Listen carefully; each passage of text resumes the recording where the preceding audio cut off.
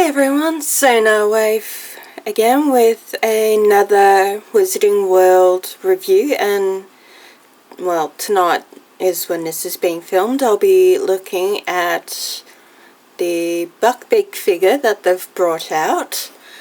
He only doesn't come with much, a couple sets of feet and a stand, as you can see, just a simple rock base on the bottom of it. This is one set of feet for if you want to make him look like he's actually flying in the air and he's got his feet pointed back. They've actually done a very good job with the detailing. You can see the bone in the feet, how sharp his claws are, and even with these ones, which you can use to look like he's taking off or he's landing.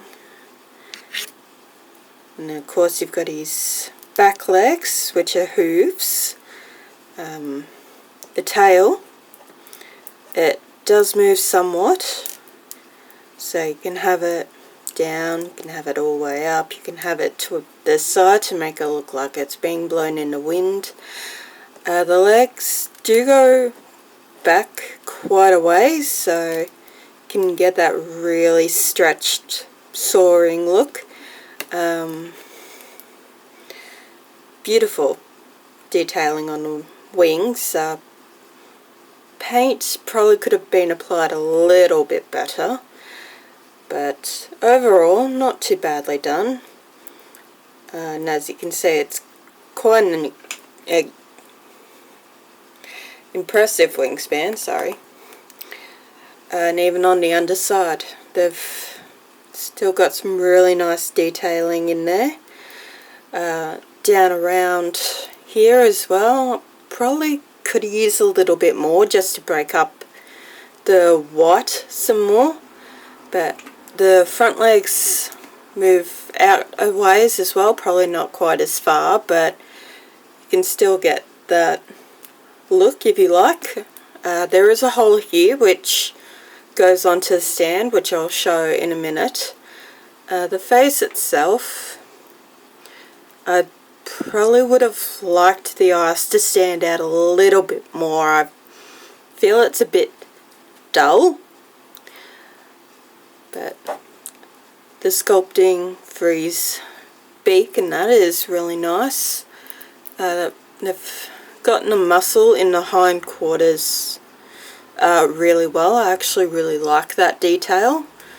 The head doesn't move a lot. You can twist it. There are two separate joints in the neck as well. So the wings do go all the way up, and you can actually tilt them forward like that, or you can have them, down like that. You can have them all the way back as well. So you can fairly well pose him however you like. The higher up you can have him sitting on a shelf or something for display, the better the effect of it will look. Of course he doesn't want to behave because he's on camera at the moment, so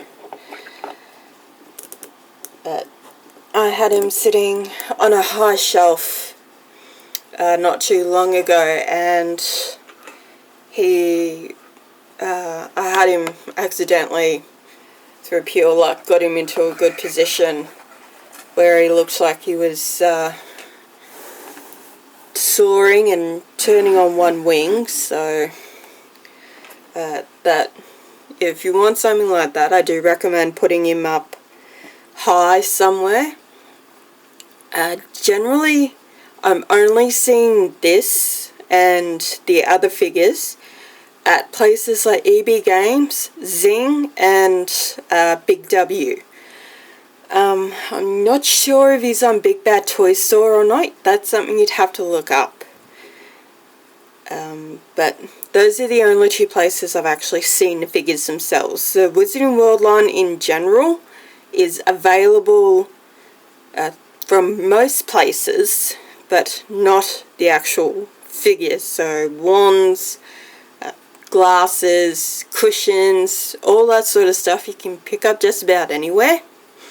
But if you want the figures, you'll have to go to, again, EB Games or Zing or Big W, or see if they're on places like Big Bad Toy Store, eBay.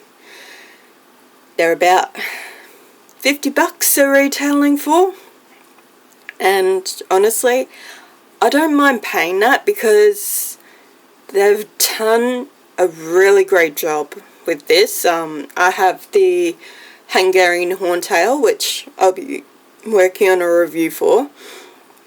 They've also got Harry, Ron and Hermione with each of their Patronuses. And then of course they've got Lord Voldemort and his pet snake Nagini. Unfortunately that's all that's in the line at the moment. Hopefully they'll eventually bring out more as well. I'd like to see a few more from the line, like maybe Dobby, Hagrid,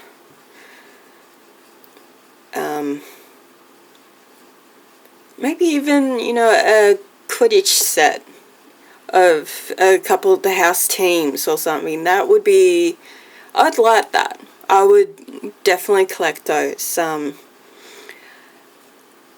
These are not for young collectors. These are not for kids. They're for teens, about 10 or 12 and upwards. So for the older fan base, and that includes adults as well. If you're a fan of Harry Potter or if you loved Buckbeak in the movies, I would definitely recommend getting them. Maybe they'll bring out Malfoy.